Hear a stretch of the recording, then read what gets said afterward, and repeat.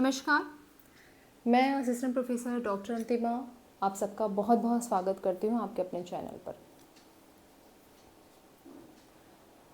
Thumbnail देख सकते हैं आप लोग। ये एक सवाल नहीं है, ये कोई जवाब नहीं है, ये परिस्थिति है और इसको लेकर के बहुत ज़्यादा नेगेटिविटी जो इस समय बच्चों में आ रही है उसके संदर्भ में ही मुझे कुछ बात करनी है आपसे। ज़्यादा लंबी बात नहीं होगी, छोटी सी बात है, ज़रूर सुनिएगा क्योंकि जहाँ आप हैं वहाँ मैं भी रही हूँ कल को, और किस तरीके से सब सिचुएशन डील करनी होती है एज ए प्रतियोगी छात्र, कैसे ये जो समय है इसको कैसे बैलेंस करना होता है, शायद हम लोगों ने भी किया है। मेरा कोई भी अनुभव आपको काम आए तो इससे मुझे भी खुशी मिलेगी।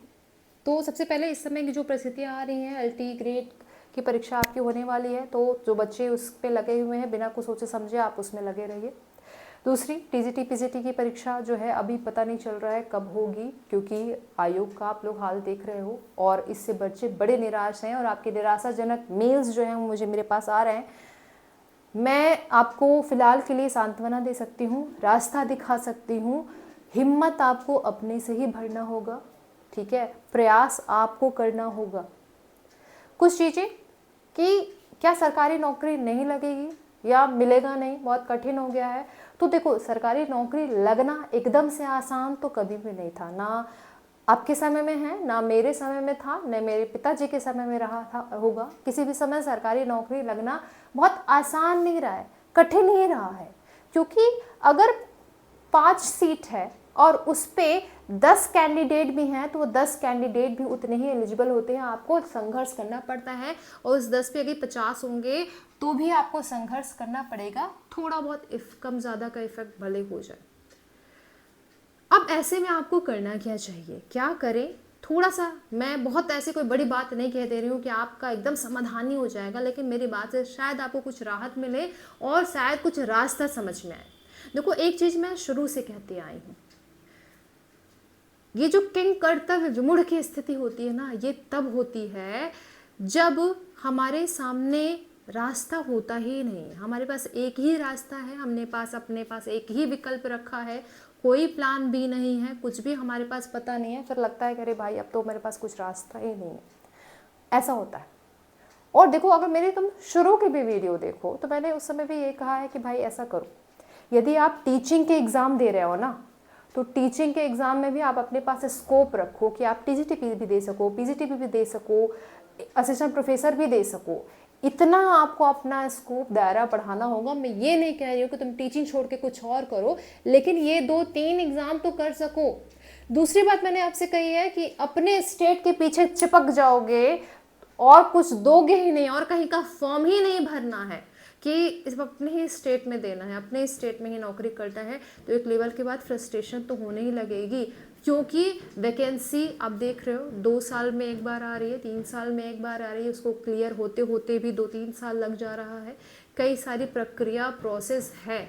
देखो ऐसा नहीं होता है कि किसी की मंशा है ना, ऐसा कमीशन चाहता है कि नौकरी ना मिले, सरकार चाहती है कि नौकरी ना मिले, ऐसा नहीं है। अब प्रक्रिया इतनी ज़्यादा बढ़ गई है, ठीक है, हर जगह पे। मैं जानती हूँ, मैं फील्ड से जुड़ी हुई, मैं जानती हूँ आयोग जो है वो जब सीट मांगता है ना, कॉलेज से विज्ञप्ति वैकेंसी मांगता है, वो भी आयोग को 10 बार रिमाइंड करवाना पड़ता है कि भाई विज्ञप्ति भेजिए, आपके यहाँ क्या है विज्ञप्ति भेजिए, तो आयोग भी तो वहाँ पर है। उसके बाद कुछ विज्ञप्ति जाती है, उसमें कई तरह के संशोधन करने पड़ते हैं, तो ये प्रक्रिया, और इसीलिए वैकेंसी आने में आप तक पहुंचने में लंबी हो जाती है।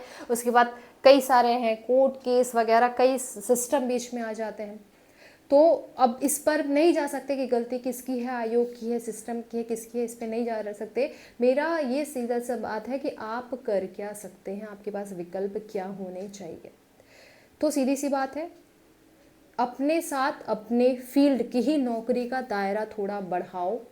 और कुछ बच्चे कहते हैं मैम अब कैसे करें, अब कैसे TGT की तैयारी करें, या फिर अब TGT के लिए कैसे प्रिपेयर करें, अब तो 2 साल लग जाएगा। हम अब से संस्कृत में ऐसे एंटर करेंगे तो 2 साल लग जाएगा, हम अब से बीएड करेंगे तो 2 साल लग जाएगा। तुम ये तो सोचो 2 साल बाद भी तुम्हारे पास मौका तो होगा। ये सोच के यदि आप अभी भी वो अपने आप को उसके एलिजिबल नहीं बनाओगे तो 2 साल बाद भी तुम्हारे पास मौका नहीं होगा। तो थोड़ा सा आपको समय लगेगा, थोड़े से धैर्य के साथ काम करें। लेकिन अभी भी जो बच्चे बीएड नहीं किए हैं, जो बच्चे खासकर हिंदी में के बारे में कहूँगी, यदि इंटर से संस्कृत नहीं किए हो या फिर ऐसी कोई भी योग्यता आपके एलिजिबिलिटी आपके पास नहीं है, तो आज से ही जुट जाओ, आज से ही उसकी तैयारी करना शुरू कर दो। ठीक है, अपना दायरा थोड़ा सा क्षेत्र के हिसाब से भी बढ़ाओ, अपने भी स्टेट में भरो, अपने स्टेट के बाहर भी बढ़ो। खासकर लड़कियों के साथ ये प्रॉब्लम आती है, और मैं इंडिविजुअल तो आप लोग को समझाती ही हूँ, लेकिन मुझे लगता है कि इस प्लेटफॉर्म पे भी मुझे कहना चाहिए कि भाई जाओ बाहर। सब जगह लोग बाहर जाकर के काम कर रहे हैं। ठीक है, बच्चे लड़के सब जाके बाहर काम कर रहे हैं। आप एक बार होता है ना, कभी कभी चयन हो जाता है तो आपका कॉन्फिडेंस भी बढ़ता है, आप और बेटर तैयारी कर सकते हो सकता है वापस आपको अपने स्टेट में आने का रास्ता भी खुल जाए किसी न किसी तरीके से। लेकिन करना ही नहीं, इंतज़ार करना अपने यहाँ का, ये कोई बहुत बेटर विकल्प नहीं होगा, मुझे ये लगता है। दूसरी बात, तैयारी करना शुरू कर रहे हो तो ये अपने आप को दे करके चलो कि 2 से 3 साल लगने हैं आपकी वैकेंसी में या आपको तैयारी करने में। ये आप अपने आप को, अपने घर वालों को समझा के रखो। खासकर लड़कियों से मैं ये कहूँगी, क्योंकि एकदम कट टू कट सिलेबस होता है शेड्यूल लड़कियों का। 1.5 साल तैयारी करेंगे, उसके बाद ये नहीं होगा तो घर चले जाएंगे। ये नहीं, मैं खुद हूँ ना, मैंने देखा है, अपने साथ के बहुत से लोगों को देखा है। औरतें जो है अपने बच्चों को ले करके तैयारी करती हैं। भाई आप देखिए, आज भी छोटा बगाड़ा वगैरह में चली जाइए तो देखिए आज भी आपको मिलेगा ऐसा। तो थोड़ा सा ये ध्यान दीजिए कि अपना दायरा, अपना समय जो है वो पहले से प्रिपेयर कर लीजिए। तीसरी बात, जब वैकेंसी आ जाती है ना, जब परीक्षा आने वाली है, तो फिर अब हम सोचते हैं परीक्षा होए, एग्जाम आ जाए, एग्जाम की डेट आ जाए, हम तब तैयारी करेंगे। जैसा कि इस बार लोगों ने किया है। एलटी ग्रेड में भी मैं आज तक बोल रही हूँ, एलटी ग्रेड की वैकेंसी आई नहीं थी, उसके पहले ही मैं बोल रही थी कि भाई ऑब्जेक्टिव के साथ डिस्क्रिप्टिव की तैयारी करो, क्योंकि आपका कहीं ना कहीं तैयारी दोनों पे निर्भर करता था। तो बच्चों का ये है कि भाई पहले प्री तो दे ले, फिर मेंस निकालेंगे। तुम प्री के लिए 6 घंटा पढ़ रहे हो, 2 घंटा मेंस के लिए पढ़ सकते हो। भाई वॉर आपकी उसी दिन से शुरू हो जानी चाहिए जिस दिन से आपकी वैकेंसी का पहला नोटिफिकेशन आ जाता है। उस दिन नहीं, जिस दिन आपको युद्ध के मैदान में उतरना है, उस दिन से आप अपना वॉर शुरू कर दो। यहाँ पर अपनी स्ट्रेटजी सब चीज़ बनाना शुरू कर दो। आपने तैयारी करना, आपने तय कर लिया कि आपको टीचिंग की वैकेंसी में जो है देनी है, टीचिंग की नौकरी करनी है, उस दिन से आपका जो लड़ाई है ना शुरू हो जाता है।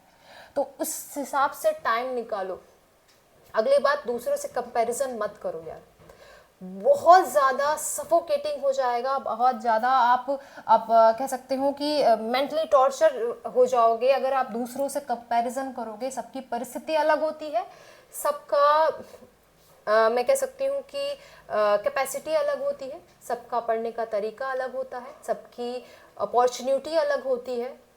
इसलिए आप अपने आप को फोकस करो। आप देखो कि आप कितने एलिजिबल हो, आप किस किस नौकरी के लिए आपके पास अपॉर्चुनिटी है, वो देखिए। अपनी ओन स्ट्रेटजी बनाइए, किसी दूसरे को स्ट्रेटजी देख करके नहीं हो सकता है।